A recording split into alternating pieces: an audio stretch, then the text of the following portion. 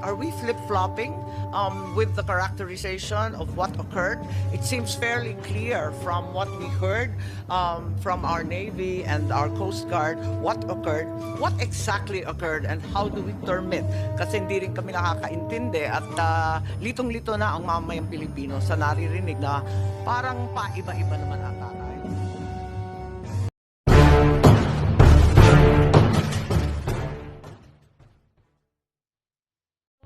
Pwedeng magtanong dahil nga kinakailangan maliwanagan ng tao, no? Medyo nalilito ang lahat kasi nung una ang sinabi ni Senator well, binanggit na rin ni Senator Antiveros, pero ang una sinabi ni Secretary Teodoro na itong Ayungin incident it was a true obstacle to the peace and stability in the South China Sea. General Browner proceeded to say that this was tantamount to an act of piracy. However, last Friday, Executive Secretary Bersamin labeled the matter as a mere accident or misunderstanding. And then less than 48 hours later, Secretary Teodoro again said this is not an accident. Are we flip-flopping with the characterization of what occurred? It seems fairly clear from what we heard from our Navy and our Coast Guard what occurred, what exactly occurred, and how do we term it? Kasi hindi rin kami nakakaintindi at litong-lito na ang mamayang Pilipino sa naririnig na parang paiba-iba naman ata tayo. Secretary Teodoro. Hoy. Thank you very much for the opportunity. The Executive Secretary was interviewed on the aftermath of the the second National Maritime. Timo, that was 5 days after the incident. Yes, ma'am. And it can hardly be a preliminary assessment 5 days after. At that time, ma'am, after the national.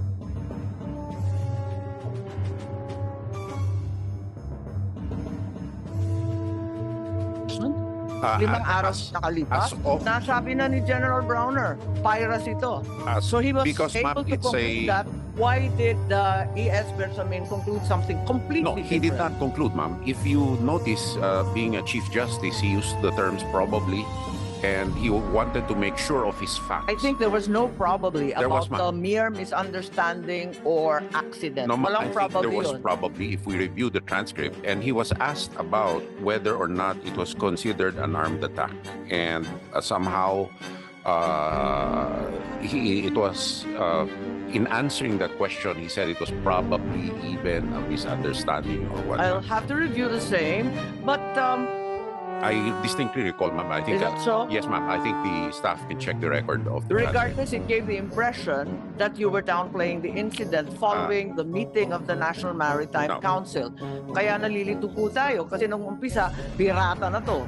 At saka talagang aggressive and illegal act of attack, ano? Pagkatapos noon, naging misunderstanding na lang. After that, ma'am. So, medyo nahihilo na kami. Hindi na namin paano ipaliwanag ko eh.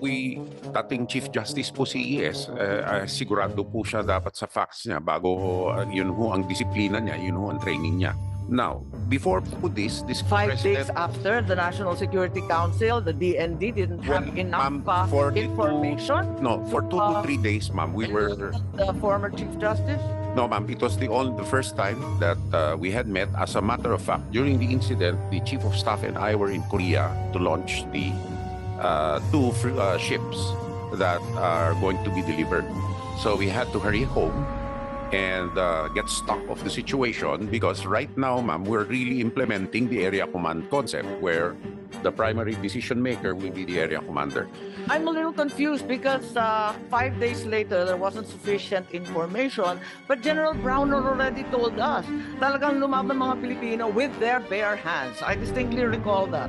This was before the National Maritime meeting. Are we saying that nobody from NMC, DND, and SA bothered to ask General Browner? No, anong ibig sabihin niya nun? We did, but in the NMC meeting, these were one of the agenda items, and the rest of the agenda items were the recommendations to the President.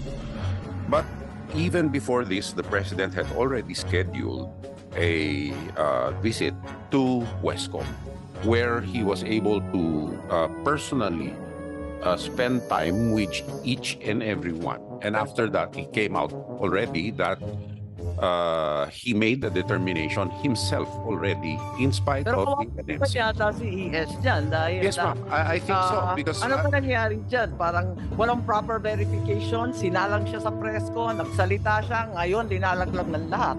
Anong klase yun? hindi ho naglalaglag, but there's no intention to do that. He's our primus inter pares, naturally. But I'm just explaining the context. Where are we now, Secretary? We are now on the statement of the President in The Palawan. statement of the President was very general. We're not in the business of war. No, I mean, it what is, is now the official characterization of what occurred in Ayungin? which is the reason for our press conference yesterday, to clarify that the incident is not a misunderstanding. If you would put it on record, please, since we've heard so much, Yes, ma'am. that is so confusing. I think, ma'am, that if I can introduce into the record the written transcript, I will submit it later for Thank you. But from in the general, DCO. if you can provide the gist for The those gist who is, are ma'am, present. it was a deliberate and deliberate attack, a deliberate aggressive action by China and an illegal use of force. So it is not a misunderstanding or an accident. And that is for the record, ma'am. And ES Bersamin, as well as former General Centino, are all in agreement with this. Yes, This ma'am. is now the official position. Yes, it Hindi is na the ito magbabago. no, ma'am. It is the position of the whole government, the executive branch of the government now. Some people have made the connection that the defense establishment in the Philippines suddenly flip-flopped on what they had previously said upon the remarks of a certain Colonel Ray Powell. Who is he?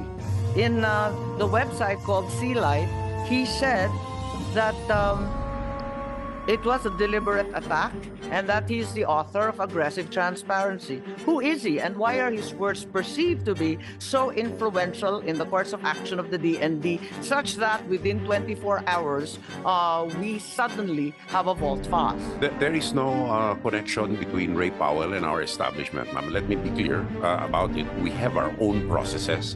I'm assiduous in guarding the independence of our agency. We receive inputs from a lot of sources. However, as our officers can attest, I've been very, and the Chief of Staff and the President, the Commander-in-Chief himself, as part of our upgrade measures, are very assiduous in building up our capability to assess, process, and gather intelligence on our own, and to make ourselves more resilient in line with our... You know him, I know him Colonel personally. Ray Powell. I know him that he's getting personally. out of the Philippines. And is it true that assertive transparency, which apparently is the policy today, given that we have the media cover these events as well as invite even media personnel, is it true that he authored this policy and I that would we not are abiding know, by ma'am. it on his suggestion? I would not know because the policy of the DND is military operations coupled with operational security and We- information operations. That spokesman speak of the transparency strategy. Exactly the words this American consultant uses. Is that an accident? Probably, ma'am, because the transparency options were developed by our staff and by I think the Director General Hericos. to bolt in. Sige. Kasi yes. naangkin niya na siya daw ang nag-imbento ng assertive transparency and he would like to step up the promotion of his transparency strategy again to discourage or prevent the holding of dialogues between the Philippines and China. Can you just comment? Yes, ma'am, but I think this has gotten quite a lot of media play, so I need a conclusive statement from your group. thank you very much, Madam Chair and esteemed senators. The transparency initiative that the National Task Force is implementing is part of our national security Kailan strategy. umpisa? We've been doing that, Madam Chair. I read people say measured transparency. Is that correct? Yeah, Or did that come into we play? started with measured, then there was assertive, then eventually for us to be politically correct, we adopted the transparency initiative, Madam Chair, on the level of the National Task Force on West Philippine Sea. That was the time when we were able to Kailan nag-umpisa? as early as second quarter of 2023, Madam Chair. When the National Task Force on the West Philippine Sea did the workshop for the crafting of the national strategy for West Philippine Sea. Was Colonel Powell or any one of these? He was never involved during the I see. crafting, and the transparency. Work? Yes, indeed, Madam Chair. So, many would observe that the opposite has actually occurred. Mas maraming magulo, may insidente mula nitong second quarter hanggang sa ngayon. Dati tahimik nga yan, hindi nga natin nababalitaan. Parang mas gumulo eh. Madam Tama Chair. ba? O hindi? Yes, Senator Antivero. Just a quick follow-up, Madam Chair, and the good Deputy Director General may also care to comment on it.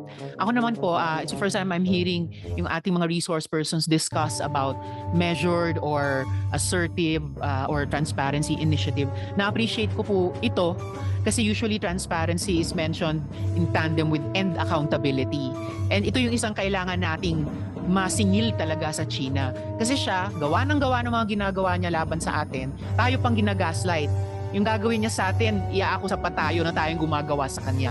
So there's no accountability she's showing towards us. Kaya just for the record, Madam Chair, na-appreciate ko itong transparency initiative na tinatalakay ng ating resource person sa atin because it is the twin of accountability na siguro isa sa mga prinsipyo ng maayos na pakikipag-ugnayan ng mga kapitbahay sa isa't isa. Salamat, Madam Chair. Yes,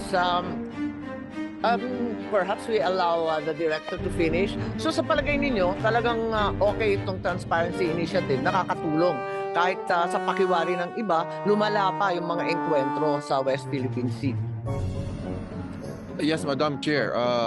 It is our belief that this strategy that we're implementing, it helps us a lot.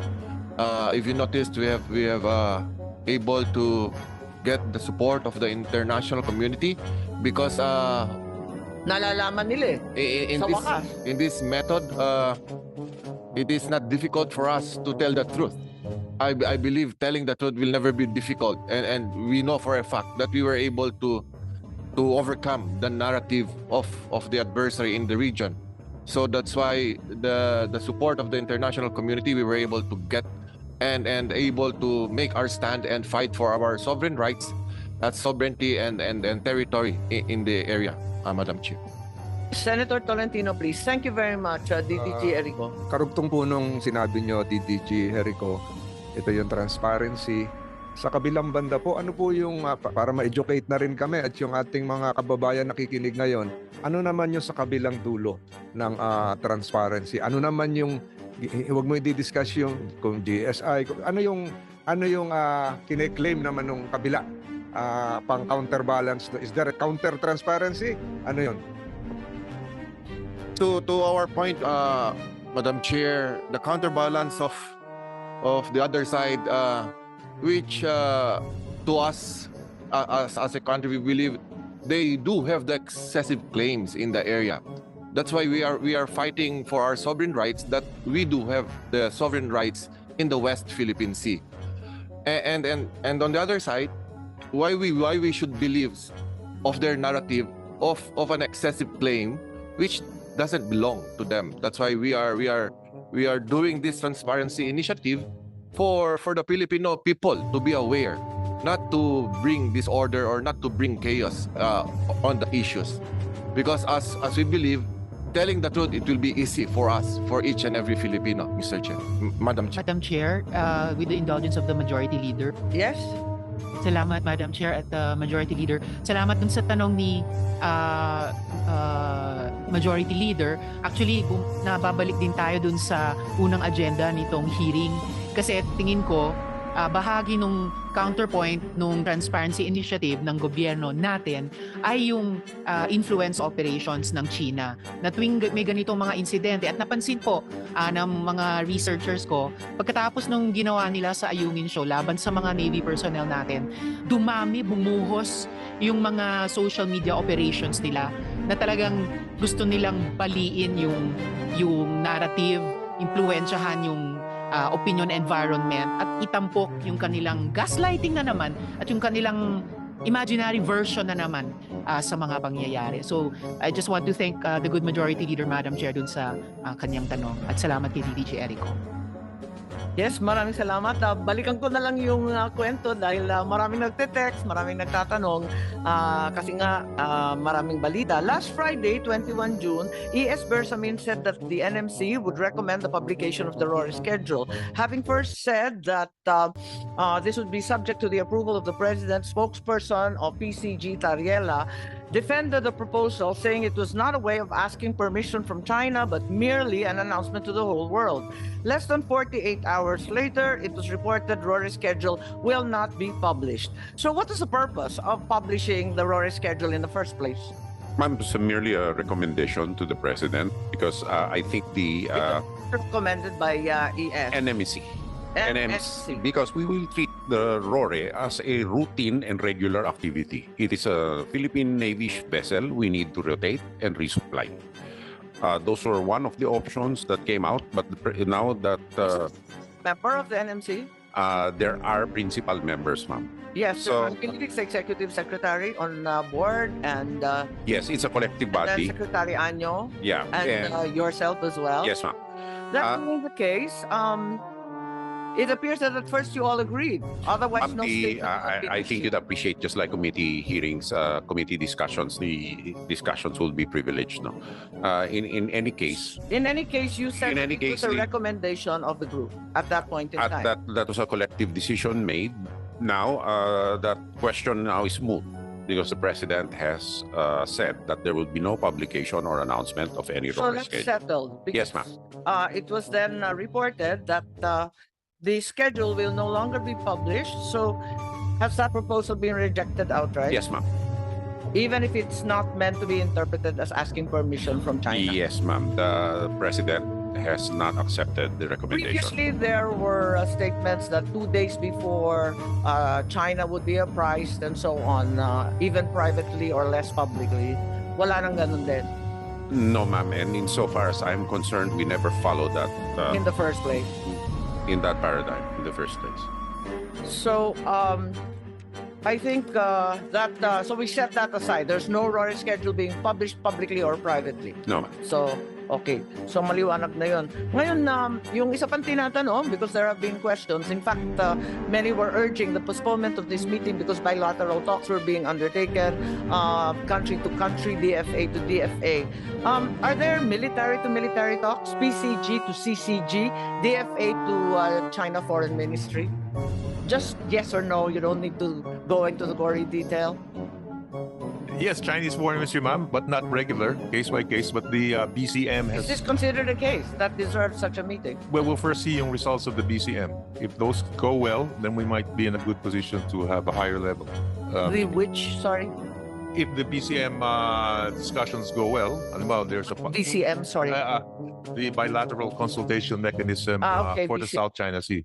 Kung if the results meeting goes well, What would you consider goes well? well, if there's some agreements reached on certain Okay. issues, there are many issues being considered, not just. Then, We'll like to wait and see, and then if the conditions are and right, then you go up to the then we can DFA. go up to a higher It's level. just a matter of great Oh. reassurance to all of us that you're talking. Oh yes, we have That's all. regular lines of communication. In fact, I have. So you're actually awaiting the this bilateral I would consultative like meeting. to. I would like to wait first to see what happens before we do anything. So you're waiting. Oh. Okay, but there's no high-level ministry to ministry discussion. Not planned yet. This year. Is there any DND or No, ma'am. AFP?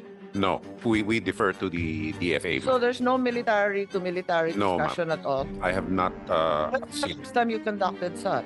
none, ma'am, during my time. Never. Never, ma'am. Okay. Only Is there a an visit. intention to do so at any point in time? No, ma'am, until some fundamental fundamental processes have been settled where no recriminations. Mas prudent to simply talk to them even on an informal basis. No, ma'am, because they have a tendency of using the talks against us. They have not proven a level of good faith that would warrant our sensitive department to talk to them. When was the last time, to your knowledge, if it wasn't under your watch, when was the last time there was a military-to-military discussion? We're all fully aware, of course, that after 15 years, the United States is now talking to China on a military-to-military basis. I was just curious. I Since they're recall- our treaty ally, if we are following their example. I recall, ma'am, that Diba, a few months ago, I believe there was, for the first time after a long, long period, the Chinese military finally speaking to his counterpart in Washington, D.C. yes, ma'am, but I they was just curious if the Philippines has followed that. no, example. ma'am, because they have not displayed a level of trust and confidence that would make myself confident enough to engage them on a fair and level playing field basis. Okay, so we've understood the DFA is speaking, but on a sub-ministerial level, on a lower level. What about the PCG to the CCG? Are you talking? Not anymore, ma'am. But you just said earlier. But you just said that. But you just said earlier that during the Ayungin incident, you were on the radio, male and female, with the Chinese Coast Guard. Yes, ma'am. It was the ship-to-ship talks. Very Just tactical. to ship. So it's entirely tactical. There's no higher level. Yeah. The last time was in 2020. Sorry. 2021, when the Joint Coast Guard Committee was still existing. Joint Coast Guard. And why did that end? It was not renewed, and I think the pandemic has also affected it. Oo. Kasi na pandemic, pero ang tagal na natapos yung pandemic, hindi na na-resume.